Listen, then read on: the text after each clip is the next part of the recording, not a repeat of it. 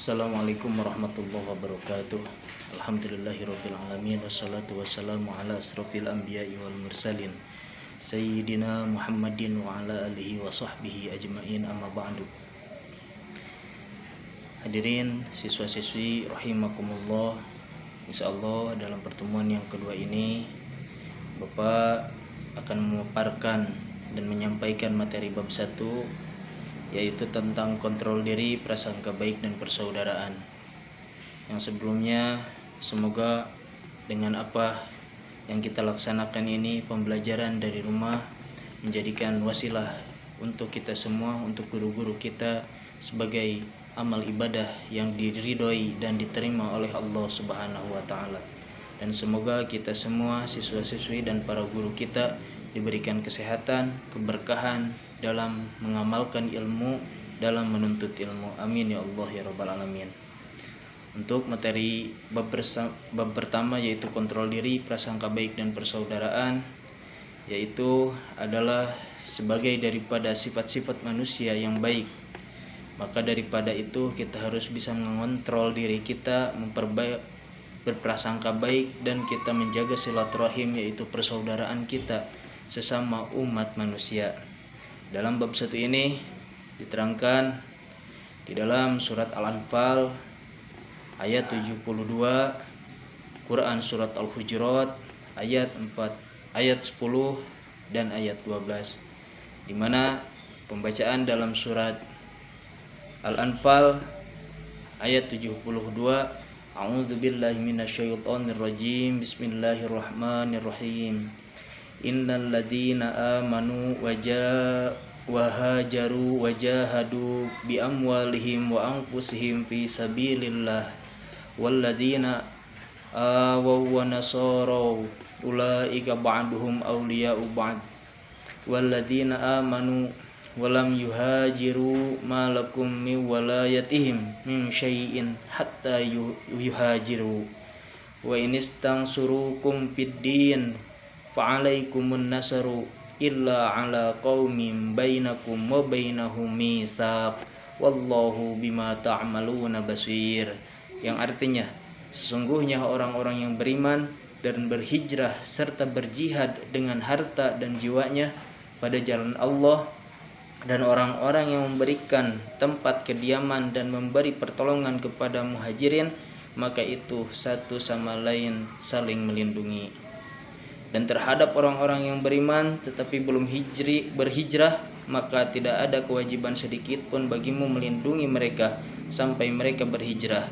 Tetapi jika mereka meminta pertolongan kepadamu dalam urusan pembelaan agama, maka kamu wajib memberikan pertolongan kecuali terhadap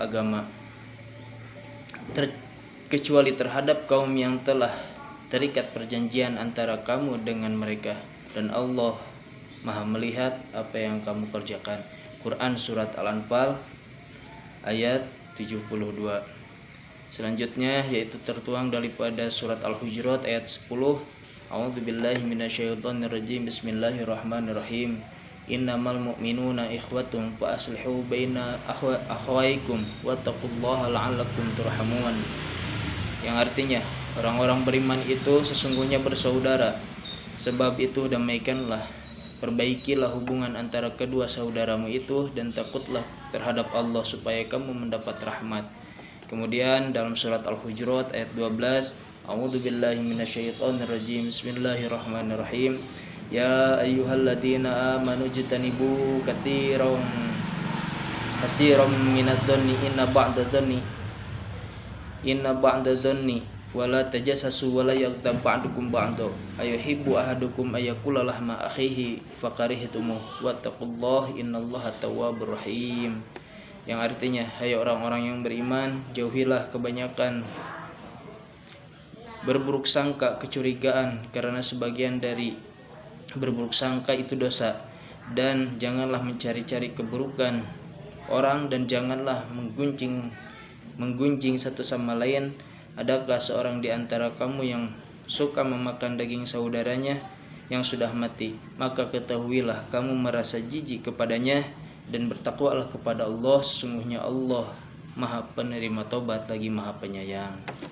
Nah, sekalian siswa-siswi rahimakumullah, tadi dalil-dalil tentang kontrol diri, berprasangka baik dan persaudaraan.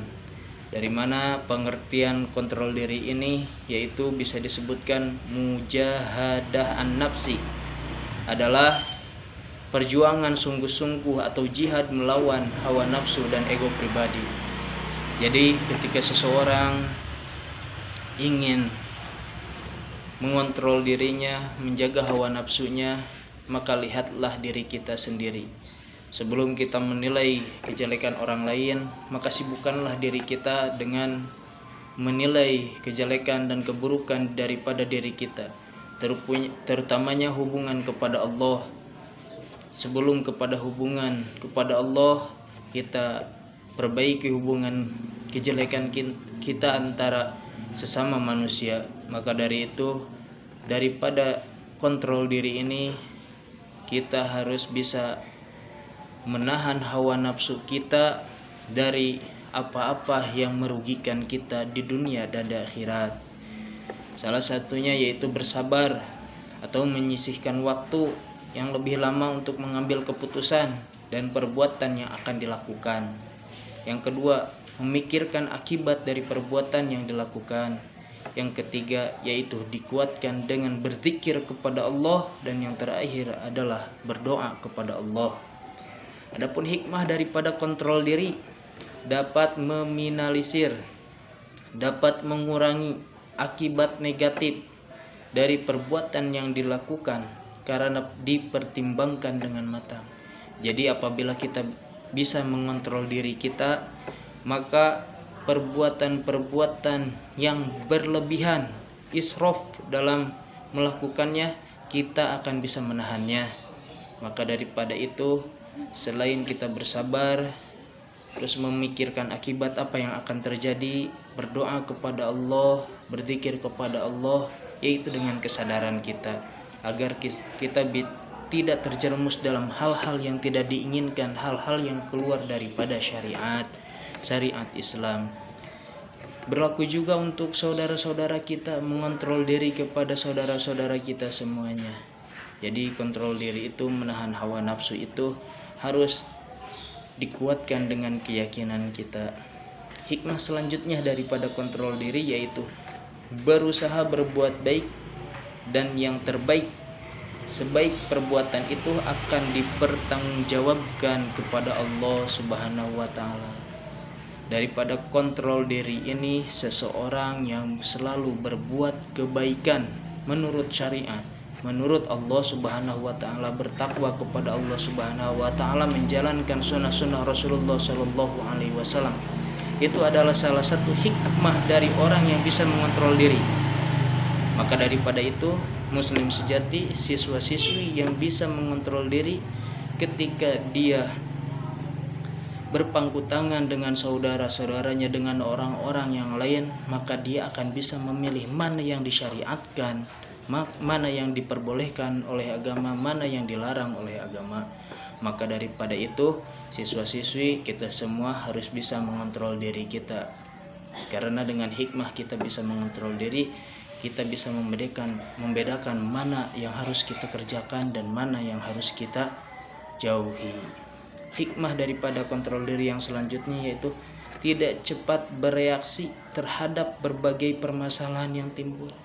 Jadi ketika ada suatu permasalahan, apabila kita bisa menahan hawa nafsu kita, bisa mengontrol diri kita, maka kita akan menemukan peluang jalan keluar yang baik, tidak dengan nafsu, tidak dengan kekerasan. Dengan kontrol diri kita akan menemukan jalan terbaik untuk menemukan solusi daripada setiap permasalahan. Nah, itu dari pengertian kontrol diri, usaha untuk melakukan kontrol diri, hikmah daripada kontrol diri. Semoga kita oleh Allah Subhanahu wa taala ditakdirkan orang-orang yang beriman kepada Allah dan bisa menjaga hawa nafsu, bisa mengontrol diri kita agar selalu mendapatkan ridho Allah Subhanahu wa taala. Yang kedua yaitu berprasangka baik. Apa yang disebut dengan prasangka baik?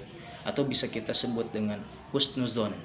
Husnuzon adalah sikap netral dan cara pandang seseorang yang membuatnya melihat sesuatu secara positif. Jadi ketika kita melihat seseorang dari penampilannya, sebagai contoh ini, dari penampilannya buruk, apakah kita pantas untuk memvonis seseorang itu buruk ketika kita melihat dari penampilannya? Oh, ternyata tidak. Mungkin dia itu mempunyai hati yang lemah lembut, mungkin dia itu seorang yang penyabar, mungkin dia itu seorang ahli ibadah. Nah, maka daripada itu kuatkanlah prasangka baik kita. Karena prasangka baik kita kepada seseorang bisa menjadikan pahala yang besar kepada kita sebagai umat manusia. Maka usahakanlah setiap prasangka baik dalam hati kita itu harus dirasakan oleh kita. Jangan sampai kita berburuk sangka, ini kebalikannya, suuzon. Berprasangka baik itu disebutnya husnuzon, berprasangka buruk itu disebutnya suuzon. Maka kita harus melaksanakan husnuzon, berprasangka baik, dan menjauhi suuzon, yaitu berprasangka buruk. Adapun husnuzon itu ada 3 bagian, yaitu yang pertama, husnuzon yang paling inti yaitu adalah husnuzon kepada Allah Subhanahu wa taala. Sebagai contoh seperti ini. Kenapa kita mendapatkan nilai itu jelek padahal kita sudah berdoa kepada Allah? Apakah Allah tidak mengabulkan doa kita? Bukan seperti itu. Karena itu sudah sama seperti kita berprasangka buruk kepada Allah. Sedangkan yang Allah perintah itu adalah berprasangka baik kepada Allah. Ketika kita mendapatkan nilai buruk, maka cepat-cepatlah kita sadar diri. Oh, ternyata mungkin nilai buruk itu memang karena kita masih ada kelalaian, memang kita masih melupakan tugas-tugas kita sebagai siswa-siswi, sebagai umat manusia, khususnya sebagai umat Islam. Nah, maka kembalilah kepada diri kita ketika kita mempunyai sikap husnuzon kepada Allah atau kepada sesama manusia, maka cepat-cepatlah sadar, kembalikanlah kepada diri kita. Oh, mungkin ini karena kesalahan kita, oh mungkin ini karena kekurangan kita. Karena hakikat berprasangka apalagi berprasangka baik itu hanya yang pertama itu hanya kepada Allah Subhanahu wa taala. Karena setiap permasalahan, setiap keluh kesah yang kita rasakan pasti ada hikmahnya. Maka daripada itu dasarilah hikmah tersebut dengan berprasangka baik kepada Allah Subhanahu wa taala. Yang kedua, husnuzon kepada sesama manusia. Husnuzon kepada sesama manusia.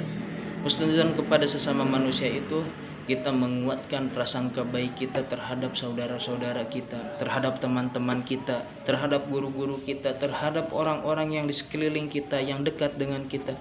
Jangan sampai sedikit-sedikit kita memvonis seseorang itu, wah itu orang buruk, wah ini orangnya jelek, wah dia itu seperti ini, dia itu seperti itu. Jangan sampai kita berprasangka buruk terhadap seseorang, karena setiap prasangka buruk terhadap seseorang akan mengurangi kepada pahala kita dan menambah dosa kepada kita. Maka terutamakanlah setiap yang dilakukan oleh sesama manusia ketika belum terbukti apapun itu yang dia lakukan, usahakanlah untuk selalu berprasangka baik kepada setiap manusia. Yang ketiga, husnudon pada diri sendiri. Nah, ini dasar daripada berprasangka baik itu. Husnudon itu adalah berprasangka baik, maka dasarnya itu harus kita berprasangka baik kepada diri kita sendiri. Karena apa? Berprasangka baik kepada diri kita sendiri adalah sebagian daripada doa kita. Sebagian daripada doa kita. Ketika kita, apakah saya bisa untuk mendapatkan nilai terbaik pada semester ini, misalkan seperti contohnya seperti itu. Apakah kita bisa mendapatkan ranking yang baik? Maka didasarilah dengan husnuzon kepada diri sendiri. Tidak akan seseorang bisa melaksanakan husnuzon kepada diri sendiri, berprasangka baik kepada diri sendiri tanpa ada ikhtiar kebaikan. Sebagai siswa-siswi misalkan contohnya, apakah saya bisa semester ini mendapatkan nilai yang terbaik? Apakah saya bisa mendapatkan ranking yang terbaik? Maka daripada ikhtiar untuk mendapatkan itu semua adalah belajar bersungguh-sungguh, belajar ikhlas, belajar segala sesuatu yang dikerjakan oleh kita, tugas-tugas kita semuanya. Maka husnuzon kepada diri sendiri itu sekali lagi adalah kekuatan doa kita untuk mencapai suatu kesuksesan. Hadirin siswa-siswi rahimakumullah, yang terakhir yaitu persaudaraan, ukhuwah persaudaraan kita. Ini adalah salah satu dari materi bab 3, yaitu materi yang terakhir dari bab 1 itu adalah persaudaraan ukhuwah. Apa yang disebut dengan ukhuwah? Ukhuwah artinya adalah persaudaraan. Maka pengertian ukhuwah adalah persaudaraan yang bersifat Islami atau yang diajarkan oleh Islam. Di dalam kita sebagai agama Islam, terutamanya di pelajaran PAI ini, pengertian agama Islam dan budi pekerti, maka daripada pengertian ukhuwah ini kita ambil dari pengertian secara islaminya, yaitu persaudaraan bersifat Islami atau yang diajarkan oleh Islam. Apa itu bentuk-bentuk ukhuwah yang diajarkan oleh Islam? Yang pertama adalah ukhuwah ubudiyah, persaudaraan antar sesama makhluk Allah. Yang kedua, ukhuwah insaniyah adalah persaudaraan antara sesama manusia. Yang ketiga adalah ukhuwah watoniyah, persaudaraan atas sesama bangsa. Yang keempat adalah ukhuwah fiddin al-Islam, yaitu persaudaraan antara sesama muslim. Ukhuwah ini penting untuk kita. Daripada yang pertama tadi kontrol diri, terus berprasangka baik, maka salah satu sifat yang baik untuk kita kerjakan sebagai umat manusia, khususnya siswa-siswi, guru semuanya, yaitu adalah menjaga persaudaraan kita. Tidak dibedakan oleh ras dan agama, tidak dibedakan oleh negara-negara, tidak dibedakan oleh kampung, tidak dibedakan oleh pulau-pulau. Kita tetap bersaudara dalam ukhuwah insaniyah, yaitu persaudaraan antar sesama manusia. Jangan sehingga kita ketika ada seseorang yang menjelek-jelekan kita, terus kita ambil jalan keluarnya dengan kekerasan. Tidak seperti itu Islam mengajarkan, tapi rangkullah dia dengan kebaikan. Apa permasalahannya bisa dibicarakan. Maka daripada itu adalah salah satu contoh daripada ukhuwah atau persaudaraan. Adapun segala sesuatu yang kita rasakan, baik letih lesunya kita berinteraksi dengan setiap manusia, maka janganlah sekali-kali kita mengedepankan ego. Janganlah sekali-kali kita mengedepankan nafsu yang jelek, karena setiap persaudaraan itu didasari dengan kebaikan. Maka daripada manfaat bab 1 3 materi tadi, yang pertama adalah perilaku kontrol diri, prasangka baik, dan persaudaraan adalah yang pertama terhindar dari perbuatan-perbuatan dosa, yang kedua terhindar dari hal-hal yang dapat merugikan diri sendiri dan orang lain, ketiga terhindar dari sifat egois, keempat terhindar dari sikap sombong, yang keempat terhindar dari menyehatkan, terhindar daripada kesesatan. Semoga Allah Subhanahu wa Ta'ala memberikan kita taufik hidayah dimanapun kita berada, dan semoga pandemi ini semoga cepat berlalu dan kita bisa bertatap muka seperti biasa lagi di sekolah. Untuk siswa-siswi kelas 10 Semansapal, Bapak harapkan kita semua, khususnya untuk Bapak sendiri, bisa merealisasikan sifat-sifat yang baik ini. Yang pertama yaitu kontrol diri, yang kedua berprasangka baik, yang kita menjaga erat persaudaraan kita, realisasikanlah kehidupan yang baik ini dimanapun kalian berada, khususnya untuk Bapak dan umumnya untuk kita semua. Semoga Allah Subhanahu wa Ta'ala memberikan kekuatan kepada kita semua untuk selalu bertakwa kepadanya, dan semoga Allah memberikan keridhaan kepada kita di dunia dan di akhirat. Untuk materi selanjutnya nanti akan ada lagi pengumuman, dan yang pertemuan yang kedua ini mudah-mudahan sekali lagi bisa direalisasikan kepada kehidupan sehari-hari. Akhirul kalam, wabillahi taufiq wal hidayah. Wassalamualaikum warahmatullahi wabarakatuh.